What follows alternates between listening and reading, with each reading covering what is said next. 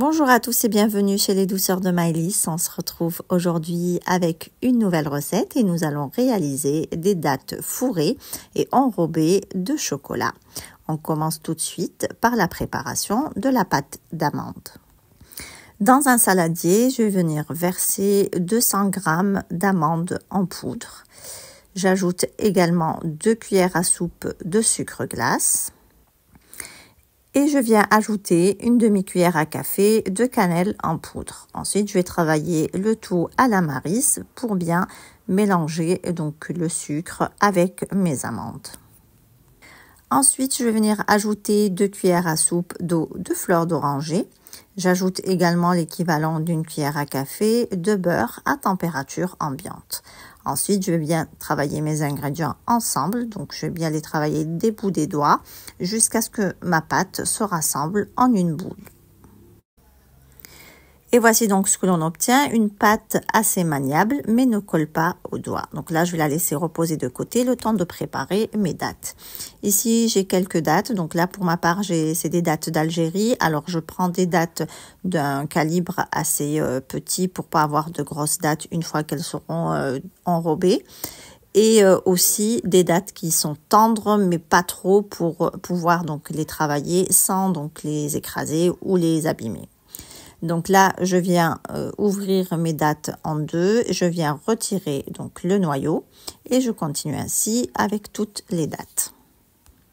Je récupère ma pâte d'amande et donc je vais donc prélever des petites quantités que je roule comme ça entre les mains pour en faire donc des petits boudins à peu près de la même taille que la date.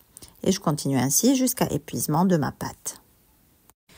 On passe à présent au fourrage des dattes. Donc là, j'ouvre bien la date pour pouvoir y déposer mon boudin de pâte d'amande et je referme délicatement, donc en travaillant bien la forme de la date et avoir quelque chose d'assez régulier et d'assez lisse.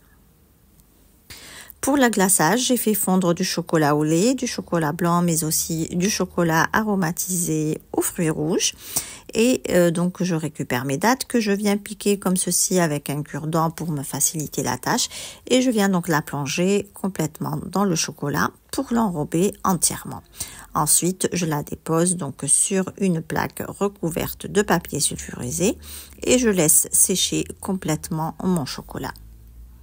Voici donc ce que l'on obtient. Alors pour la décoration, donc j'ai fait quelques feuilles d'or sur le chocolat au lait, un petit peu de pistache concassé sur le chocolat blanc et pour le chocolat aux fruits rouges, j'ai mis quelques pièces en sucre sur le thème de Noël.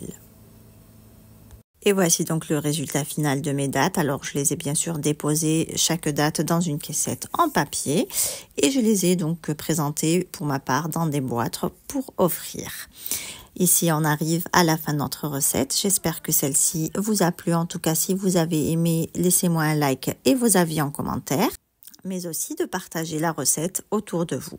On se retrouve très vite pour une nouvelle recette. Merci de m'avoir suivi et à très bientôt chez les douceurs de Maëlys.